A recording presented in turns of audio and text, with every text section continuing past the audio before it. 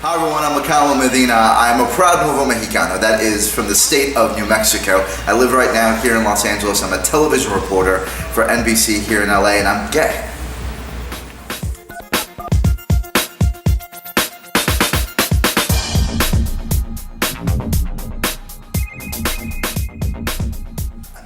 One of the good reasons or the good things about being New Mexican is that people are very welcoming in that state. Like we've been a tri-cultural state for centuries. So people kind of let people live and let live. That's kind of the attitude I feel happens in New Mexico a lot. So coming out wasn't incredibly difficult in a public setting. I mean, I was on television there, so it was coming out not just to family and friends, but coming out to, you know, an entire community of people that watched me every day. So the odd thing is I never felt fear about that.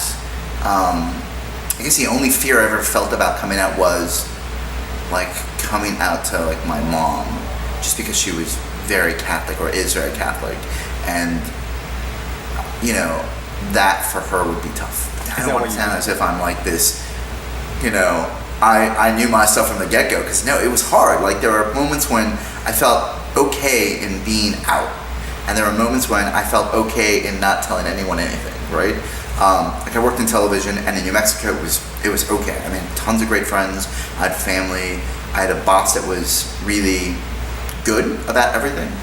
I moved on to Portland and Phoenix and Minneapolis, and things were different there. Like being really gay, being really out was not exactly the right thing to do for your career.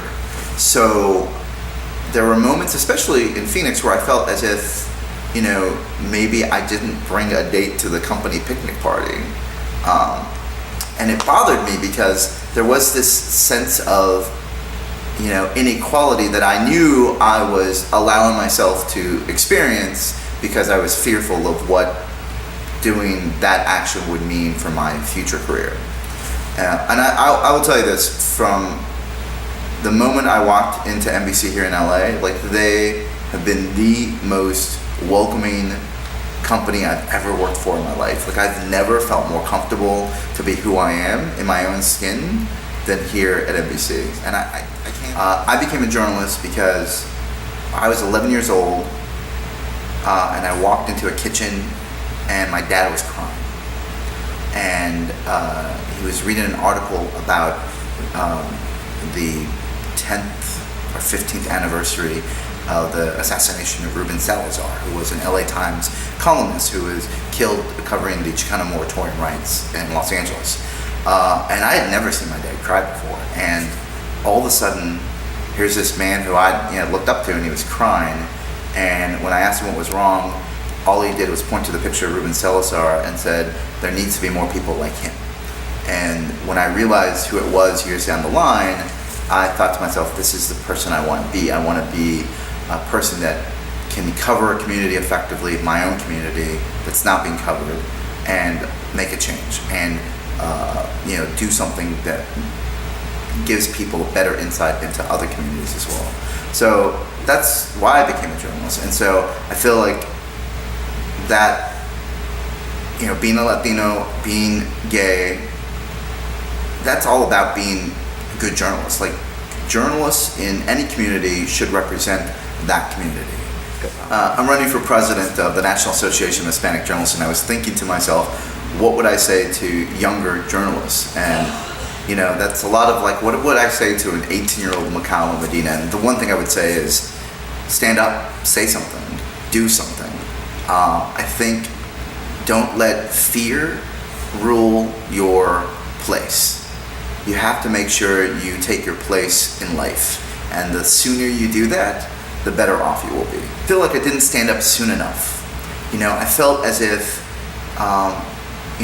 fear sometimes kept me from, saying something, whether it's in a newsroom or whether it's to my boss or whether it's to a larger community. I think as a journalist, we're trained to really take steps back and let both sides kind of play out and deliver that story. So we don't stand up traditionally as journalists, and that's fine, that's our job.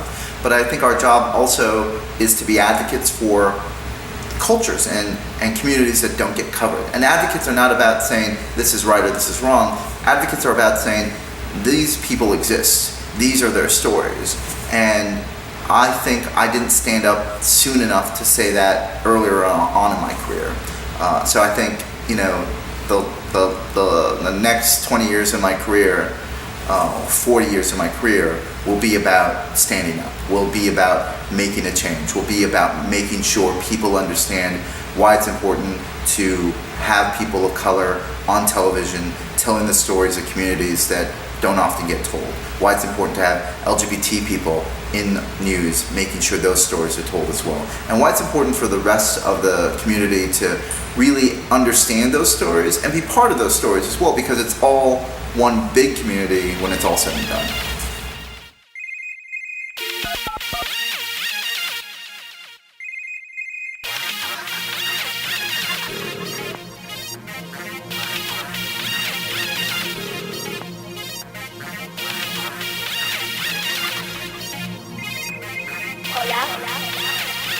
Hola. Hola.